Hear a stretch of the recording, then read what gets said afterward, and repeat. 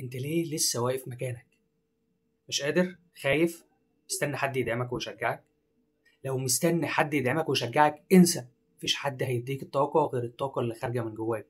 نفسك هي اللي هتديك الدافع انك تكمل وتحقق حلمك وتقوم وتبدأ اول خطوة في حياتك. في الفيديو ده هنعرف ازاي نسيطر على نفسنا، ازاي نبدأ النجاح، ايه الخطوات العملية للانتقام من اللي سخر من نجاحك ومنك، وبداية من النهاردة إن شاء الله إنك تبدأ في طريق نجاحك وتحقيق حلمك. إيه لو صدقت هتعمل؟ اسمع الكلام ده مش كلام تحفيزي فارغ، ده كلام علمي. العقل البشري مش عشان بس يفكر وينتج أفكار، العقل البشري خلايا عصبية متصلة. كل ما تدخل في حاجة، كل ما تصدق، كل ما جسمك ومخك بيتفاعلوا مع اللي انت مصدقه. الإيمان بهدفك بيولد الدافع. مخك لما تكون مصدق بيفرز الدوبامين عشان يحفزك على الاستمرار والوصول للهدف اللي انت عاوزه واللي انت محدده. التركيز على الحلول وليس التركيز على العقبات. لما تكون مصدق نفسك، عقلك ومخك بيخلق بيبان جديدة تعدي منها العقبات اللي ممكن تقابلك، مش بيقف عندها وبيخسر كل حاجة. كل خطوة في نجاحك، كل نجاح صغير بتحققه بيدي لعقلك ومخك خلايا عصبية جديدة. الخلايا العصبية دي بتكون هي خلية النجاح أو عادة النجاح. عالم النفس ألبرت باندورا قال إن اعتقادك في نفسك وفي قدرتك على النجاح وفي قدرتك على إنك توصل للي أنت عاوزه هو اللي بيحدد استعدادك على الجهد والمثابرة على تحقيق حلمك. كل ما صدقت نفسك، عقلك وقلبك هيصدقك، فالناس هتصدقك بالمرة، فهتحقق كل اللي انت عاوزه. هتلاقي ربنا سبحانه وتعالى سخر لك كل الكون لخدمتك وللوصول للحاجة اللي انت نفسك فيها، اللي انت بتسعى عليها واللي انت مصدق نفسك عليها.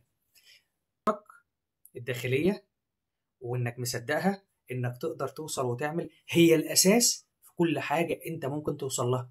لكن طول ما انت مستني واقف ان حد يزقك او يدفعك او يدعمك، محدش هيعمل كده.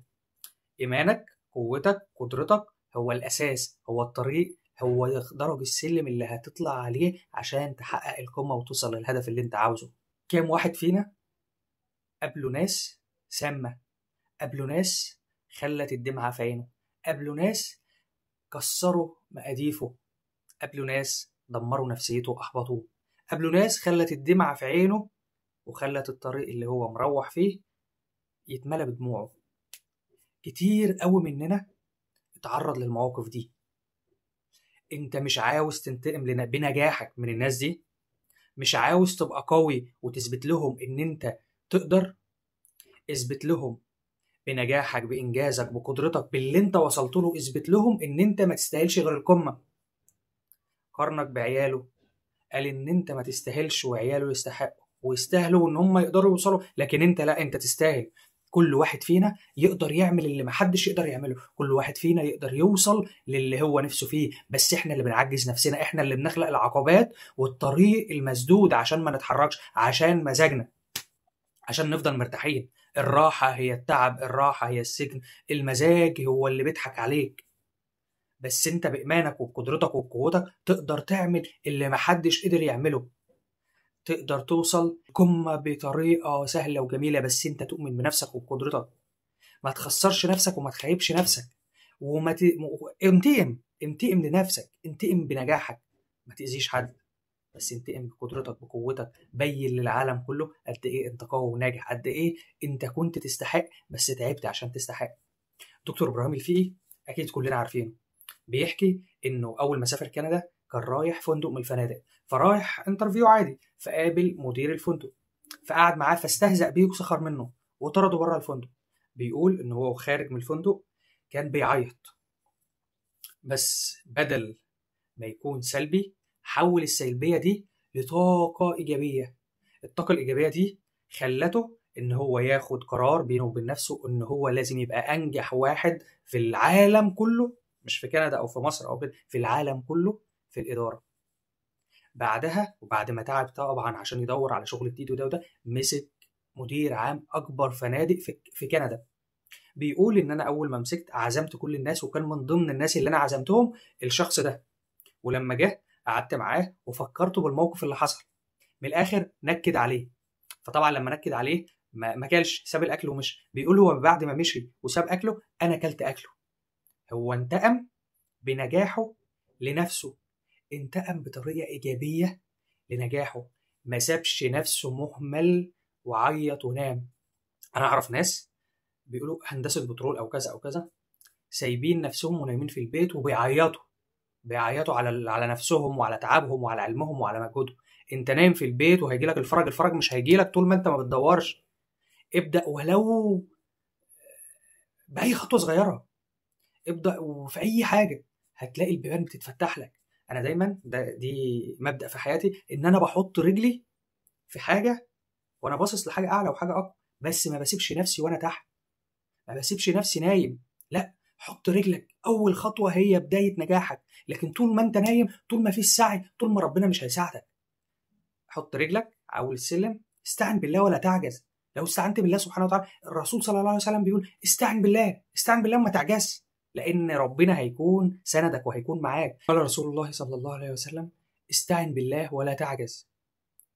استعن بالله وما تدورش على حد يدعمك. استعن بالله وأؤمن بقدرتك وبنفسك وباللي تقدر تحققه.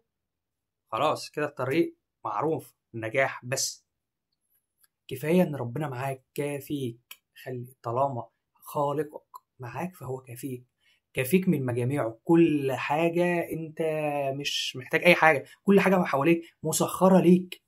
ربنا سبحانه وتعالى سخر ليك الجمال، سخر ليك الناس اللي حواليك، سخر ليك قلبك وعقلك وجوارحك، وده الأهم. المهم انت تاخد الخطوات اللي تخليك على سلم النجاح، مش الإحباط والكسل والإهمال والمزاجية. لازم تؤمن بقدراتك، تمسح حاجة اسمها مزاجية، تكون منضبط، يكون عندك جدول، يكون عندك هدف واضح، عشان تقدر من خلال كل ده توصل للي انت عاوزه. انت فتوكل على الله، إن الله يحب المتوكلين. ربنا سبحانه وتعالى بيقول لك توكل علي وأنا بحب المتوكلين. معنى كده إيه؟ طالما هو بيحبك يبقى هيعينك، يبقى هيساعدك، هيبقى سندك، هيبقى ظهرك، هيبقى ايدك، هيبقى عينك، هيبقى عقلك، هيبقى لسانك، هيبقى جوارحك. استنى ايه تاني؟ اللي خلقك بيديلك وعد وعهد. فاذا توكلت فتعال، انا بحب المتوكلين. بس توكل على الله، ما تنامش في السرير، ما تقعدش على الكنبه، ما تتفرجش على التلفزيون، ما تعيطش على ضاع منك، ما تعيطش انك مش عارف تعمل. انت مش عاوز تعمل، مش عارف تعمل. تقدر تعمل كتير قوي، تقدر تغير الكون، تقدر تغير الخريطة، تقدر تغير قصة حياتك. بس انت مزاجك مش جايبك، فانت مش عارف، فانت مش هتوصل. فما تجيش وترميها على القدر او الحظ او النصيب، لا. انت بس، محدش تاني هيشيل ليلتك، محدش تاني هيحاسب على المشاريب غيرك.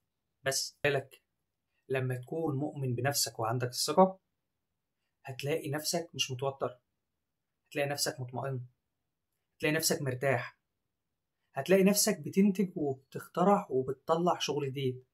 بس تكون واثق من نفسك. ثقتك بنفسك هي اللي بتديلك الطريق الصح، هي اللي بتخليك بتشوف بعين تانية، هي اللي بتخليك أفكارك تكون إيجابية. لما تؤمن بقدراتك، لما تؤمن إنك تستحق وتقدر، كل الناس وكل العالم هيؤمن بيك. إيمانك بنفسك هو الطاقة، هو النور اللي بينور لك حياتك وبيرشد كل الناس ليك وبيخليك في القمة، خليك فوق مش تحت. لكن الكسل طبعا والتواكل على غيرك، أب بيساعد، أم بتساعد، بيأكل، الكلام ده كله بيخليك تحت، تفضل تحت وبس. كل يوم حدد هدف صغير ليك، مش لازم تنقل جبل ظهرك يتكسر مش تقدر تعمل أي حاجة، لكن انقل حصوة، انقل زلطة. ابدأ بالصغير هتنتهي بالكبير، لكن هتبدأ بالكبير هتتكسر وتحبط ومش هتعمل حاجة. استخدم قاعدة ال5 دقايق. لما تيجي تبدأ تلاقي نفسك مالكش مزاج، ادي لنفسك أنا هقعد بس 5 دقايق، أنا هقرأ صفحة واحدة في 5 دقايق، أنا هذاكر 5 دقايق بس. هتلاقي نفسك تستمتع، كمل. هتلاقي نفسك جايباك تكمل ومستمتعة، مش متضايقة ولا مزاجك مش جاي؟ مزاجك هيجيبك بعد ما تبدأ، هيستمتع ويبقى جميل، مش قبل ما تبدأ. الفعل بيجيب الشعور المزاجية، لكن المزاج ما ينفعش يبقى الفاعل. لو المزاج بقى الفاعل مش هتعمل حاجة، لو المزاج بقى المفعول به هتعمل كل حاجة. بعد كده رقم 3، كافئ نفسك. اخرج كل حتة شوكولاتة، كافئ نفسك على أقل إنجاز تعمله، هتلاقي نفسك مستمتعة. اسعى لمتعة نفسك بالإنجاز، بالنجاح، بالأهداف الصغيرة اللي بتحققها، وفي الآخر توصل للهدف الكبير اللي أنت محتاج توصل له. لما تتعب وتحس إن أنت أحبطت، فكر أنت ليه بدأت، فكر في هدفك وفكر في إنجازك، فكر في الحاجات اللي أنت عملتها، ولو وقفت هتضيعها. فكر أنت كنت فين والنهاردة فين، فكر لما بدأت كنت عامل إزاي والنهاردة بقيت عامل إزاي بعد ما أنجزت، بعد ما وصلت النجاح أنت نفسك فيه. فكر، اقف مع نفسك شويه، انا كان نفسي اوصل للحته دي، طب لما ربنا ادهاني اسيبها واضيعها؟ طب ما تعالى افتكر كده، كان زمان قبل ما يكون الحاجه دي معايا كان منظري وشكل ايه، كنت عامل ازاي؟ ما تضيعش نعمه ربنا اداها لك الا لو في حاجه احسن. اسعى دايما للافضل، ما تفضلش في مكانك، اسعى للافضل بس ما ترجعش ورا. خليك في مكانك لحد ما تلاقي الاحسن، اول ما تلاقي الافضل على طول روح ليه. كلنا بنسعى للافضل، كلنا بنسعى للاحسن، بس ما بنضيعش اللي احنا فيه النهارده عشان نرجع بظهرنا ورا. لا، الاول بستنى اشوف ايه اللي جاي. انا في شغلانه، ما اسيبش الشغلانه عشان انا زهقان منها وملان. كلنا تعبانين في حياتنا، كلنا تعبانين في شغلنا، بس ما ينفعش نسيب شغلنا اللي احنا فيه النهارده واحنا ما عندناش حاجه تانية. لو لقينا حاجه احسن سيبها واطلع ليه، لكن ما تسيبهاش وتنزل لتحت، انت ما عملتش حاجه. شوف انت كنت فين وبقيت فين، وحافظ على مكانتك دلوقتي، ولما تسيبها اطلع للاعلى للارقى لفوق، تنزلش لتحت. خليها قاعده اساسيه في حياتك، اوعى تضيع اللي في ايدك دلوقتي غير لما يكون الافضل موجود، لكن ما ترجعش بنفسك ورا. مش كل الناس هتسندك، مش كل الناس هتقف في ظهرك وتساعدك، معظم الناس هتحبطك، هيضحكوا عليك وعلى حلمك، هيضحكوا على اللي انت بتتكلم فيه، هيضحكوا على الهدف اللي انت حاطه، هيضحكوا عليك وهتعيط. هم هيكونوا بيضحكوا وانت هتكون بتبكي، بس ايمانك بنفسك وبانك هتحقق هتخلي الصوره تبقى العكس، هتقلب عليهم الترابيزه. الناس مش شايفه بعينيك، انت بس اللي شايف الهدف والصوره اللي انت عاوز توصل لها وتعملها بعينك. هم مش فاهمين انت عاوز ايه، هم مش فاهمين عقلك وتفكيرك، فبيضحكوا عليك وبيسخروا منك. ده طبيعي، بس اللي مش طبيعي انك تنكسر وتنزل وتحبط. خد بالك، اللي جواك وقدام عينيك مختلف عن كل اللي هم بيفكروا فيه. لو هم شافوا بعينيك هتلاقوهم زيك، هتلاقيهم بيسعوا نفس سعيك. لو شافوا هدفك وشافوا انت قد ايه مصدق نفسك وقد ايه مصدق انك هتحقق حلمك في يوم من الايام، صدقني هيبقوا معاك على نفس الطريق. بس للاسف هم مش شايفين كل ده، هم واقفين بره بعيد وبيشجعوا. كرة ضاعت منك مره ضحكوا عليك وزعقوا لك وشتموك، وانت زي لاعب الكوره بالظبط اللي في الملعب. هم ما شافوش هو اتعرض لايه، ما شافوش هو بيجري ايه اللي حصل، رجله اتلوت، زلطه، اي حاجه حصلت له هم ما شافوهاش. هم شايفين بس ان الكره طلعت منه بره.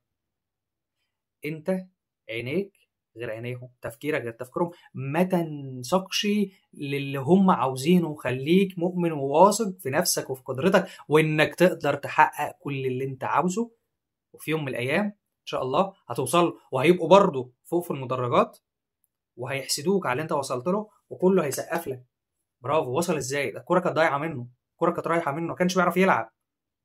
انت مؤمن بنفسك بقدرتك بوصولك، هو ده اهم في النهايه. ابدا دلوقتي، نفض التراب عن نفسك وعن قلبك، وشيل كل الافكار اللي زرعوها فيك من احباط بتاع الامل. ابدا حتى لو لوحدك، خلي النور والطاقه اللي جواك ازرعهم بايجابيه. اسعى لنفسك وبنفسك،